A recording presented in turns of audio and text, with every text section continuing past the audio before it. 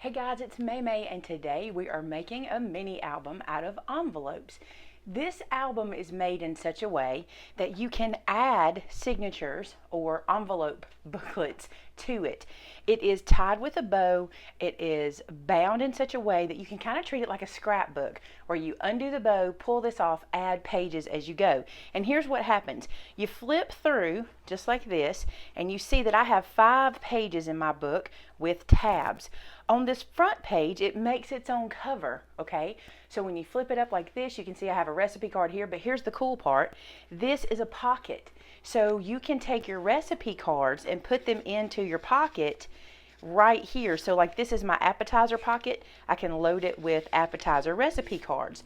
I can also mount recipe cards to the front and also write a little recipe here. I made a little tag here. You can decorate it completely different.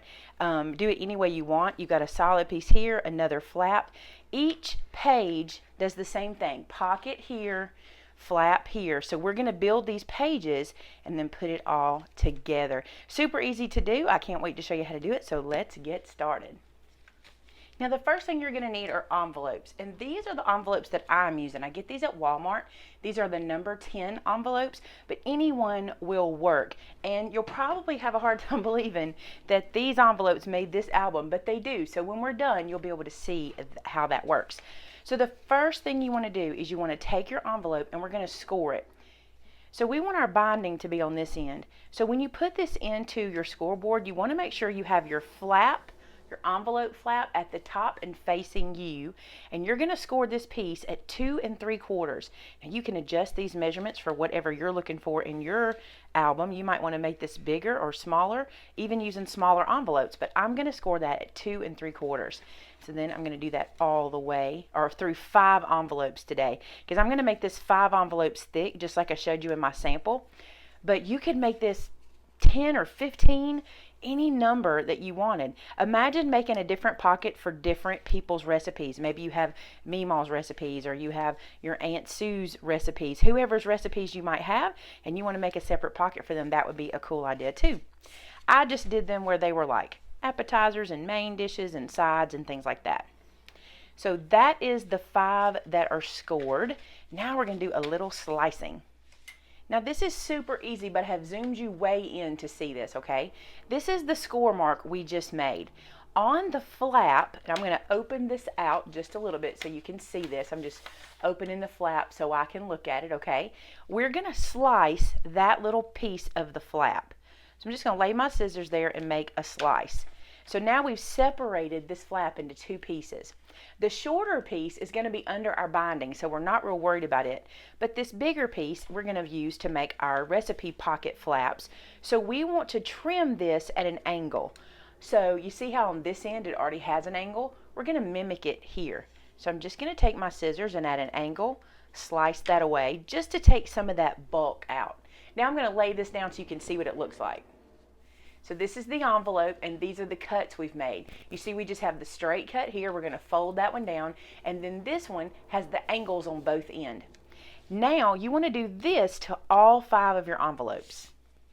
I'm going to do another one in wide angle so that way you can see what I'm doing as I go. I make the slice. I can fold that one out of my way, and then I'm going to make this slice. It doesn't have to be perfect. You just want to get that bulk out of there. So now that you have all of your envelopes sliced and ready to go, we can seal this one shut. I want to show you what I did.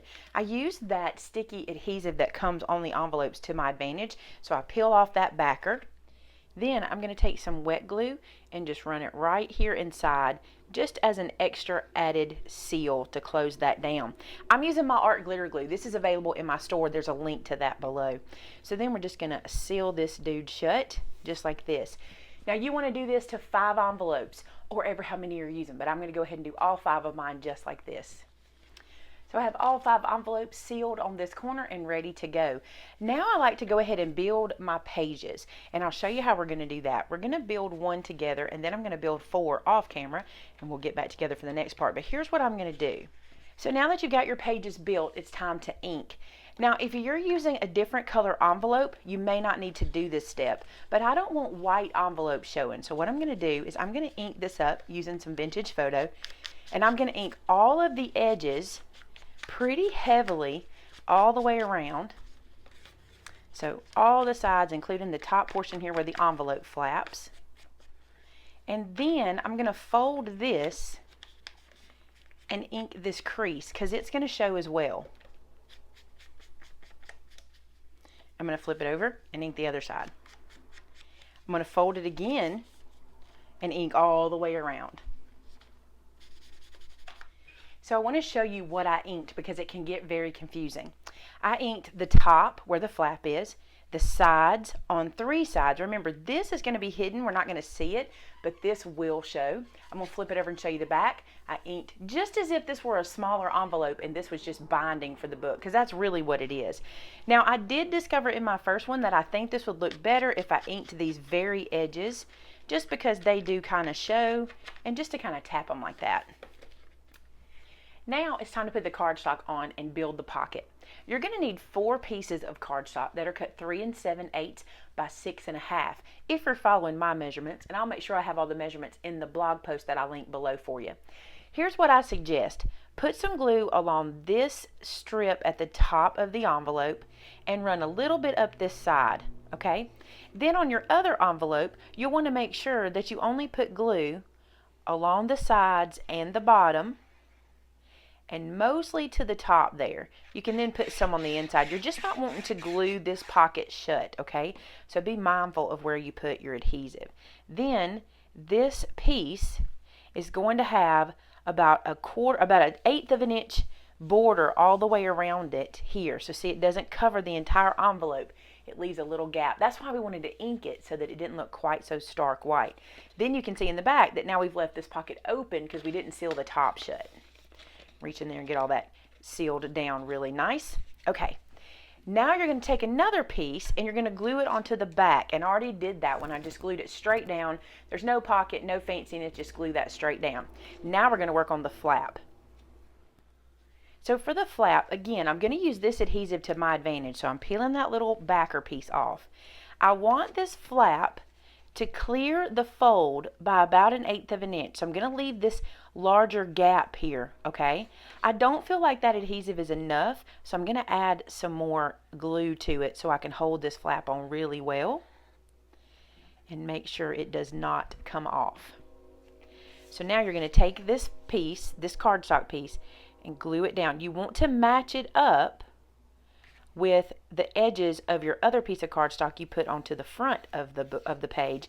And the reason for that is it just makes more sense. You can even lay this down and like line it up with that piece and then stick it down to get it just right. Okay, so there is how we do that. See how we have the flap here, and now we've created that first flap part.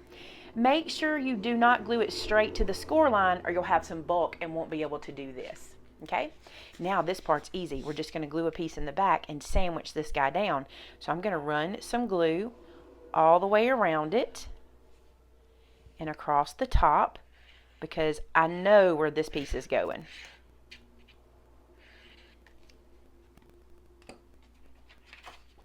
Then this one we can just match up exactly with that piece we made the flap. Seal it down.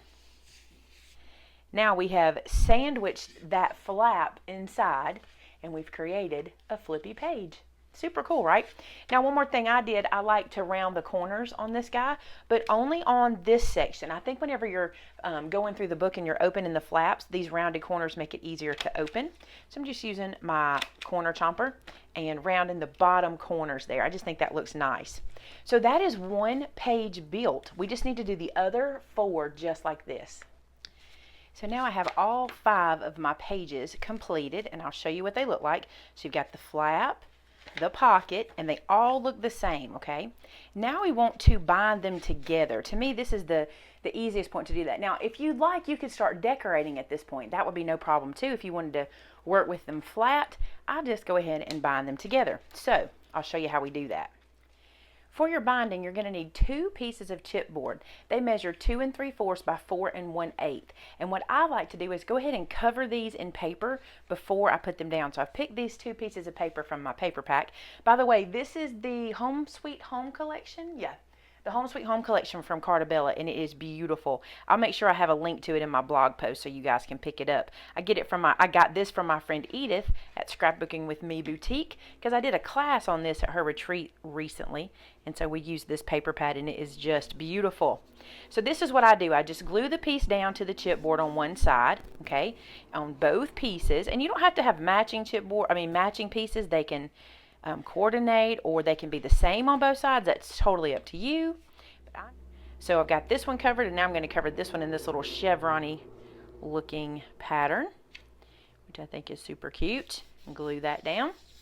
Then you'll just trim these guys out. I'll show you how I do it with one. I just take my craft knife and I just run it down the side of the chipboard on one, and then turn it and run it down the side of the other.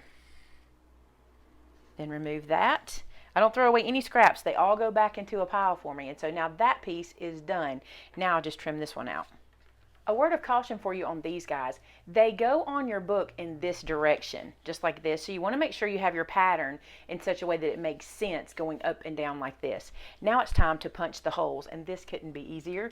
If you have a crocodile, that's what I'm going to use. You could use a big bite too. You're going to need something that can go through the chipboard, okay? So here's what I'm using. My crocodile, it has this little section here where you can set this dial for the depth of the hole. I'm going to set it all the way open, which is about 1 inch, and I'm using the 3/16 hole, the larger one of the two. And you guessed it, I'm going to eyeball the center, pushing that chipboard all the way into my crocodile, and then punching. And that's going to get me a hole about 1 inch away from the edge. Then I'm going to flip it around, and I'm going to do the exact same thing on this side. I'm going to slide that chipboard all the way in. I'm going to eyeball line it up with the one at the top and punch, and that gets me 2 holes right where I need them. Now then, I'm just going to line these guys up on top of each other, and they will both fit into my crocodile, and I'll use one as a pattern and punch the other.